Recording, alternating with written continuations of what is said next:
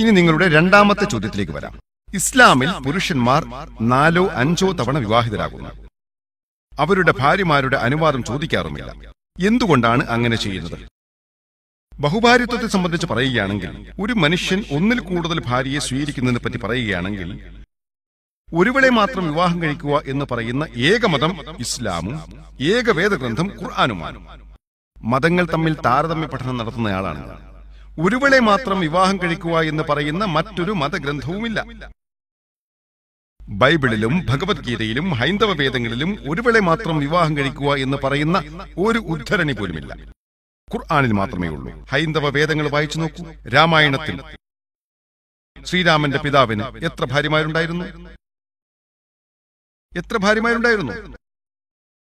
ഒന്നിൽ കൂടുതൽ, അതായത് 3 ഭാര്യമാർ. ശരിയല്ലേ? ശ്രീകൃഷ്ണന് മഹാഭാരതം പ്രകാരം എത്ര ഭാര്യമാരുണ്ടായിരുന്നു? അപരിമിതമല്ല. നിങ്ങൾക്ക് നിങ്ങളുടെ ഗ്രന്ഥം നന്നായിട്ട് അറിയില്ല. അദ്ദേഹത്തിന് 4 ഭാര്യമാർ മാത്രമായിരുന്നു.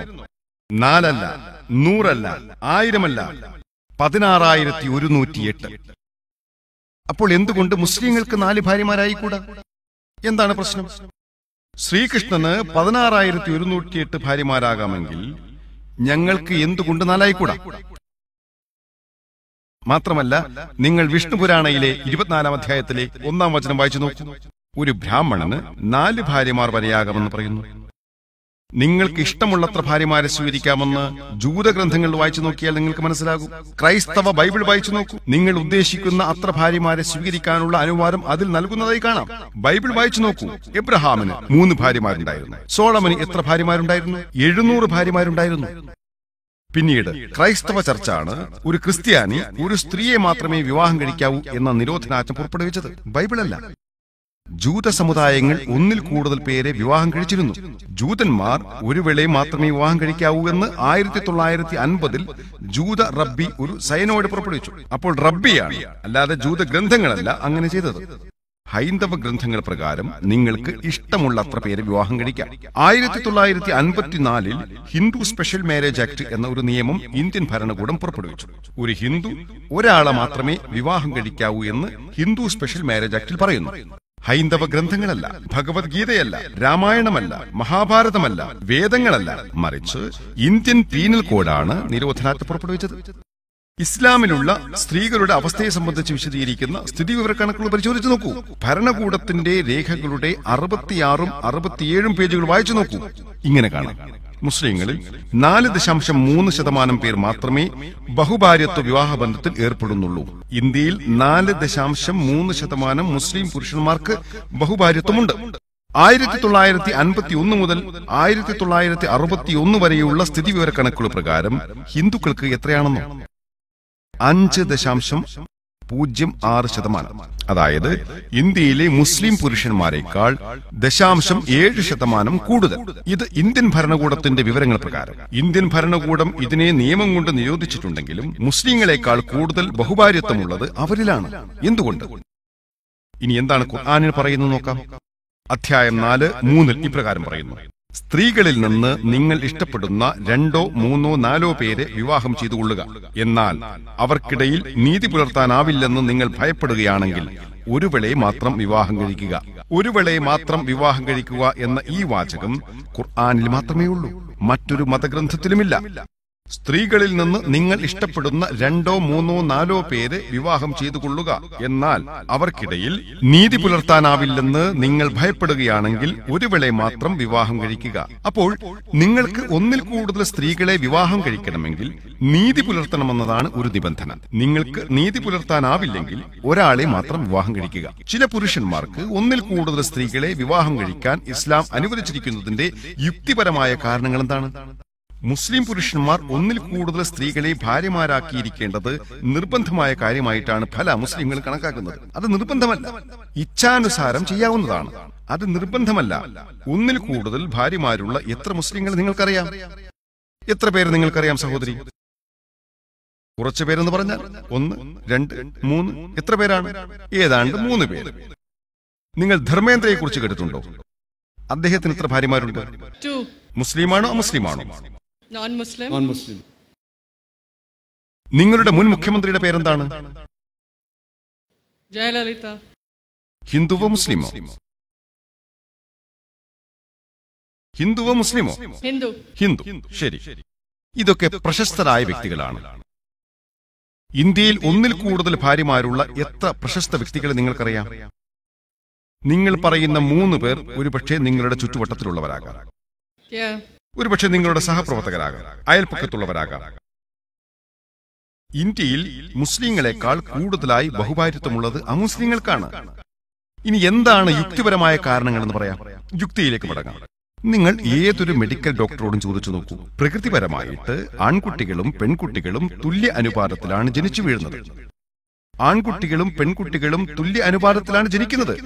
ഏതൊരു മെഡിക്കൽ ഡോക്ടറിനോടും പീഡിയാട്രീഷ്യനോടും ചോദിച്ചാൽ അവർ പറയും, ആൺകുഞ്ഞിനേക്കാൾ ശക്തയാണ് പെൺകുഞ്ഞ്. അതുകൊണ്ടാണ് പെൺകുഞ്ഞുങ്ങളെക്കാൾ കൂടുതൽ ആൺകുഞ്ഞുങ്ങൾ മരിക്കുന്നത്.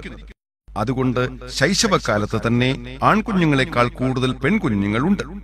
ജീവിതം മുന്നോട്ട് പോകുമ്പോൾ അപകടങ്ങൾ കാരണമായിട്ടും മദ്യപാനം കാരണമായിട്ടും യുദ്ധങ്ങൾ കാരണമായിട്ടും സ്ത്രീകളെക്കാൾ കൂടുതൽ പുരുഷന്മാരാണ് മരിക്കുക.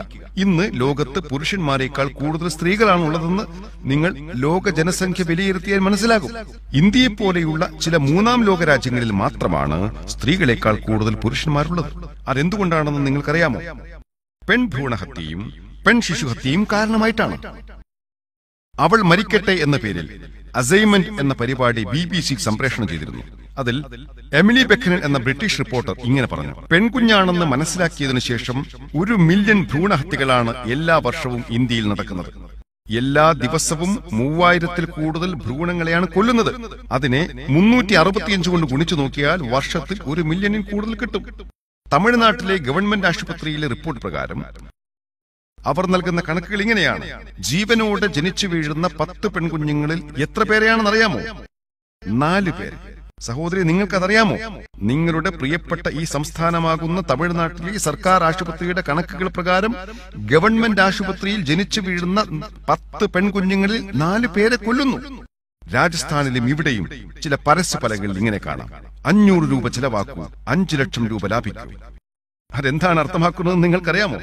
നിങ്ങൾ 500 രൂപ ചെലവാക്കൂ, അൾട്രാസോണോഗ്രാഫി ചെയ്യൂ, ആംനിയോസെന്റൻസിസ് നടത്തൂ, നിങ്ങൾ ഗർഭം ധരിച്ചിരിക്കുന്ന കുഞ്ഞ് പെണ്ണാണെന്ന് തിരിച്ചറിയൂ, അതിനെ ഗർഭചിത്രം ചെയ്യൂ, അങ്ങനെ 5 ലക്ഷം രൂപ ലാഭിക്കൂ. അവരെ വളർത്തുന്നതിൽ ഒരുപക്ഷെ 1 ലക്ഷം രൂപയായേക്കാം. ബാക്കി 1 ലക്ഷം കണക്കിന് രൂപ അവരുടെ സ്ത്രീധനമായി നൽകേണ്ടി വരാം. നമ്മുടെ പ്രിയപ്പെട്ട രാജ്യത്ത് നടക്കുന്ന ഈ പൈശാചിക പ്രവൃത്തി നിർത്തിയാൽ, പെൺഭ്രൂണഹത്യ നിർത്തിയാൽ, പെൺശിശുഹത്യ നിർത്തിയാൽ ഇന്ത്യയിലും സ്ത്രീകളുടെ ജനസംഖ്യ പുരുഷന്മാരുടേതിനേക്കാളും കൂടുതലാകും. ബാക്കിയുള്ള ലോക ജനസംഖ്യ നോക്കൂ. ന്യൂയോർക്കിൽ മാത്രം പുരുഷന്മാരെക്കാൾ 1 മില്യൺ സ്ത്രീകൾ കൂടുതലുണ്ട്. അമേരിക്കയിൽ മാത്രം 7.8 മില്യൺ സ്ത്രീകൾ പുരുഷന്മാരെക്കാൾ കൂടുതലുണ്ട്.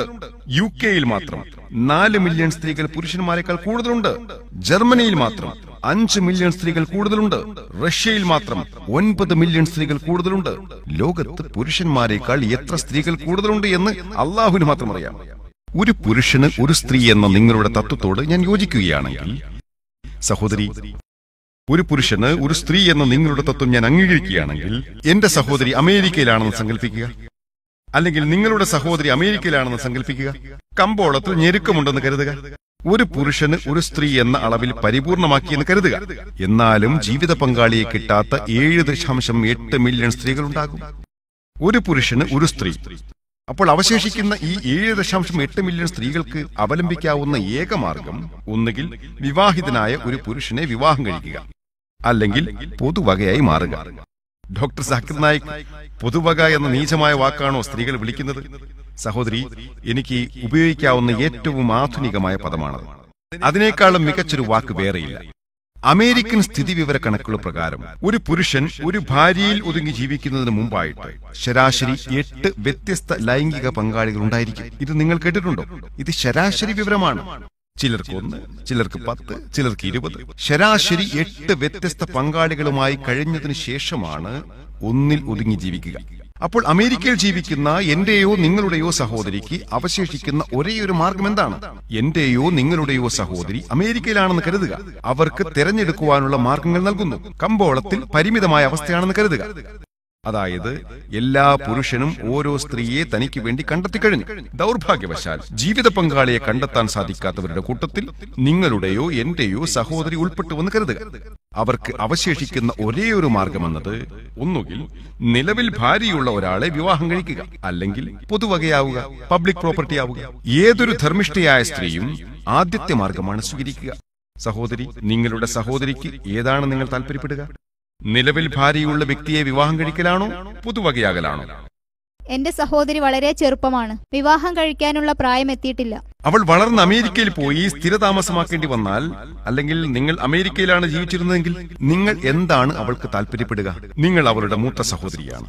നിങ്ങളുടെ സഹോദരി പൊതുവകയാവുന്നതാണോ അതോ നിലവിൽ ഭാര്യയുള്ള വ്യക്തിയെ വിവാഹം ചെയ്ത് തുല്യ അവകാശങ്ങൾ നേടുകയോ? നിങ്ങൾക്ക് രണ്ടാമതൊരു ഭാര്യയുണ്ടെങ്കിൽ അവൾക്ക് തുല്യ അവകാശം നൽകണമെന്നാണ് ഇസ്ലാമിൽ പറയുന്നത്. അമേരിക്കയിൽ പൊതുവകയായവർക്ക് അവകാശങ്ങളില്ല. അവളെ വില കുറച്ചു കാണുകയും അനാദരിക്കുകയും ചെയ്യുന്നു. ഇസ്ലാമിൽ അവൾക്ക് തുല്യ അവകാശവും ആദരവും ലഭിക്കുന്നു. നിങ്ങളുടെ ഇളയ സഹോദരി വളരുമ്പോൾ നിങ്ങൾ എന്താണ് താല്പര്യപ്പെടുക? ചില സമയം സത്യം പറയാൻ വളരെ പ്രയാസമാണല്ലേ സഹോദരി? പ്രത്യേകിച്ച് ഇത്രയും വലിയ സദസ്സിന് മുമ്പിൽ. ഏതായാലും എനിക്ക് ഉത്തരം ലഭിച്ചു കഴിഞ്ഞു.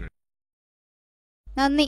നിങ്ങളുടെ നിശബ്ദത അത് വെളിവാക്കുന്നു. ഇസ്ലാമിൽ പുരുഷന്മാർക്ക് ഒന്നിൽ കൂടുതൽ സ്ത്രീകളെ വിവാഹം ചെയ്യാനുള്ള അനുവാദം നൽകിയിരിക്കുന്നത് അവളെ സംരക്ഷിക്കാനാണ്, അല്ലാതെ തരം താഴ്ത്താനല്ല.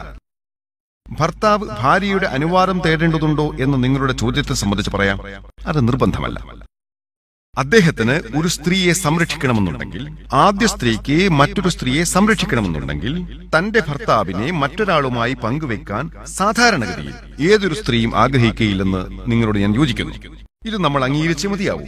ഇത് അവരുടെ പ്രകൃതമാണ്. പക്ഷേ ആ സ്ത്രീ നല്ലൊരു മുസ്ലിം സ്ത്രീയാണെങ്കിൽ വലിയൊരു നഷ്ടം തടുക്കാനായിട്ട് ചെറിയൊരു നഷ്ടം സംഭവിക്കട്ടെ എന്ന് അവൾ പറയും.